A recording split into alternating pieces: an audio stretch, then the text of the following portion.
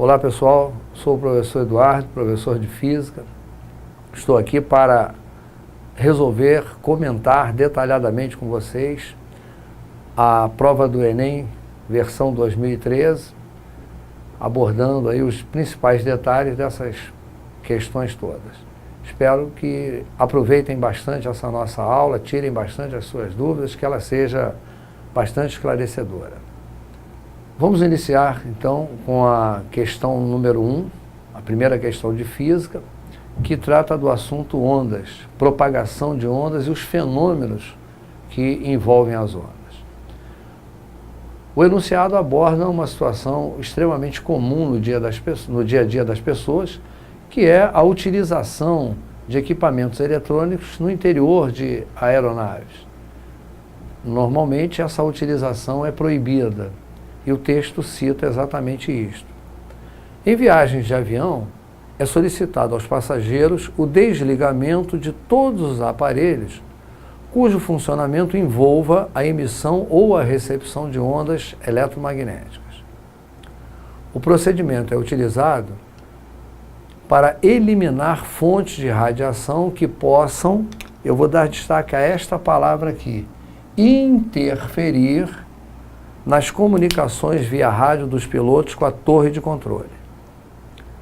A propriedade das ondas emitidas que justifica o procedimento adotado é o fato de... Observem que as ondas apresentam algumas características que são consideradas fundamentais. Uma dessas características é a velocidade com que se propagam e que nós aqui simbolizamos pela letra V.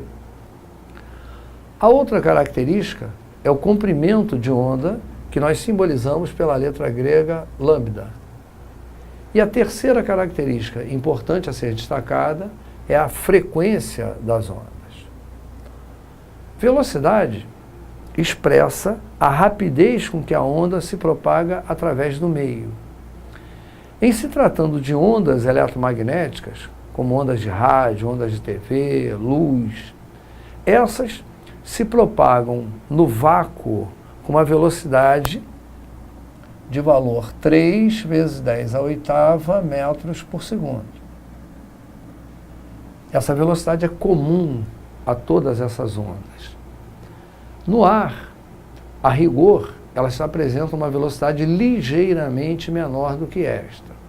Mas para efeitos de cálculos, esse valor também pode ser considerado bastante razoável para o ar.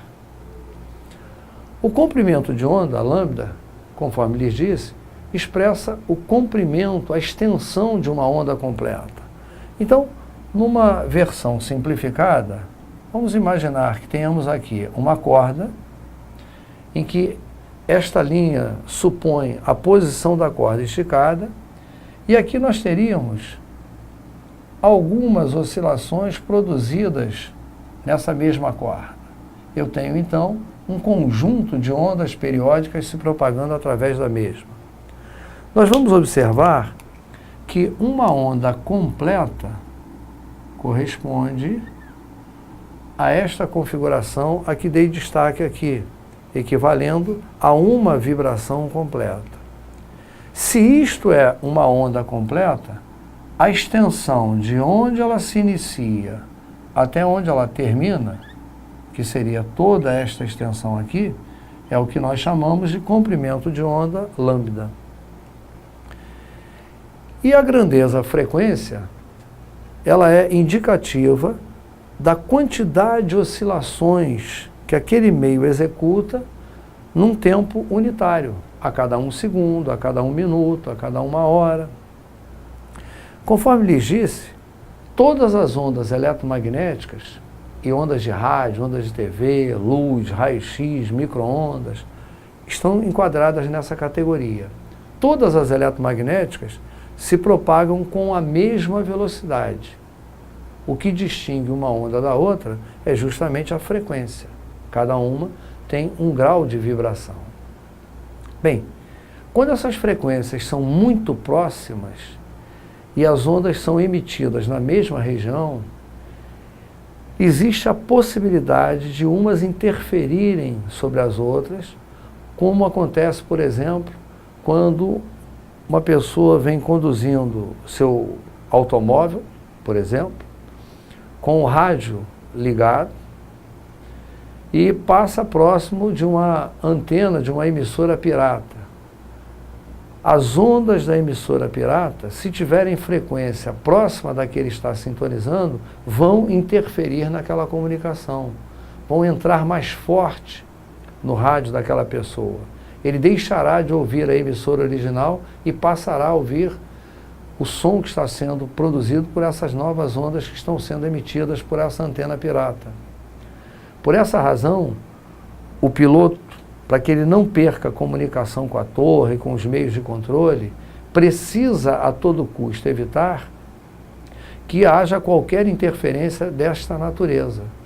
Então é necessário que sejam eliminadas todas as fontes de ondas que apresentem frequências próximas da que ele vai utilizar nesse processo de comunicação. Portanto, retornando lá ao enunciado, ele perguntou: a propriedade das ondas emitidas que justifica o procedimento adotado é o fato de as ondas desses equipamentos que nós utilizamos no dia a dia, tais como computadores, tablets, aparelhos celulares, apresentarem, olha aqui, ó, frequências muito próximas da que ele vai utilizar. Portanto, esta é a alternativa adequada para a resposta dessa questão, letra E. Nesta prova de 2013, esta foi a segunda questão de física. A questão fala sobre um mecanismo utilizado em ônibus, especialmente, para a elevação de cadeiras de rodas, por exemplo, para que as pessoas com deficiência física possam ter acesso a esses meios de transporte. Então, em seu enunciado, a questão informa: para oferecer acessibilidade aos portadores de dificuldade de locomoção, é utilizado em ônibus e automóveis o elevador hidráulico. Então, eu vou chamar a atenção para a informação elevador hidráulico. Nesse dispositivo, é usada uma bomba elétrica para forçar um fluido a passar de uma tubulação estreita para outra mais larga. Passar de uma tubulação estreita para outra mais larga. E dessa forma, acionar um pistão que movimenta a plataforma. A questão, na verdade, fala sobre a utilização de um sistema hidráulico. E o sistema hidráulico tem como base de funcionamento um princípio extremamente simples, o chamado princípio de Pascal. Pascal teve a oportunidade de observar que a saída de um líquido dentro de um recipiente se dá com velocidade diferenciada dependendo de onde esse líquido esteja saindo. Para que compreendam o que estou falando, vamos admitir aqui a existência de um recipiente simples, contendo um líquido, aqui representado, em seu interior. Se nesse recipiente é um furo, digamos nesta altura, e um segundo furo mais aqui embaixo, nós veremos a saída do líquido através dos dois furos, sendo que neste aqui o líquido apresenta um determinado alcance, neste aqui ele apresenta um alcance significativamente maior que o anterior. E a razão pela qual ele sai com uma velocidade maior neste ponto é o fato de haver aqui uma pressão maior do que lá. Portanto, quanto mais no interior do líquido estiver o ponto considerado, maior a pressão, maior será a saída do líquido através do furo, maior será a velocidade com que ele sairá através daquele furo. Bem, se este mesmo recipiente tiver um êmbolo, e vamos lembrar que um êmbolo, para exemplificar, é aquele dispositivo que você utiliza numa seringa para empurrar o líquido ali na seringa que deverá ser injetado. Vamos admitir então a existência de um êmbolo e num dado momento é aplicada uma força sobre este êmbolo. Na medida em que esta força é aplicada sobre o êmbolo, há um aumento de pressão nessa região e imediatamente se observa que esse líquido passa a sair com uma velocidade maior, assim como aqui, indicando que o aumento de pressão naquela região, ocasionado pela aplicação da força, transferiu-se integralmente para este ponto, bem como para este outro. Pascal, então, observou que ao aumentar a pressão num ponto qualquer de um líquido, todos os demais pontos desse líquido sofrem igual aumento de pressão. Este aumento de pressão se transmite integralmente a todos os demais pontos desse líquido. Com base nesta observação, foi desenvolvida a máquina hidráulica.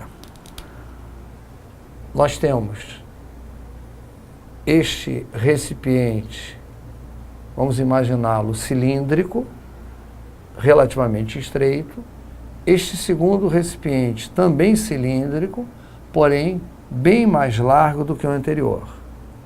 Estes dois recipientes apresentam, observem, uma ligação entre si. Nós então os identificamos como vasos em comunicação ou vasos comunicantes. Se eu introduzo um líquido em qualquer um deles, através desta comunicação, o líquido se transfere para o outro.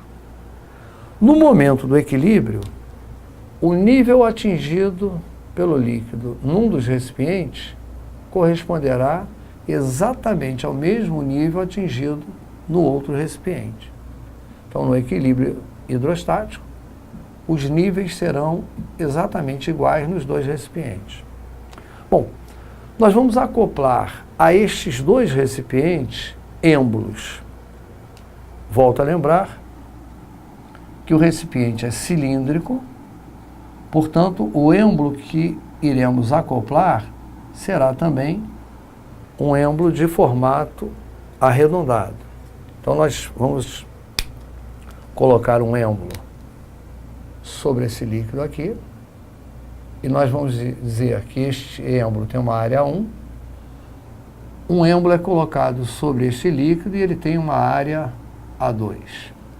Eu estou me referindo à área superficial do êmbolo. Se aplicarmos uma força F1 neste primeiro êmbolo, esta força aumentará a pressão nessa região e irá deslocar o êmbolo e o líquido para baixo. Da mesma forma, o líquido começará a empurrar este êmbolo de área A2 para cima, indicando que, ao aplicarmos a força F1 neste lado do sistema hidráulico, houve transmissão de uma força F2 para o outro lado. Então, nós já podemos observar que a máquina hidráulica apresenta esta propriedade. Se eu aplico uma força neste lado da máquina, o líquido se encarrega de transmitir força para o outro lado da máquina hidráulica. E não apenas transmitir, mas também produzir um outro efeito sobre essa força. E qual seria este efeito?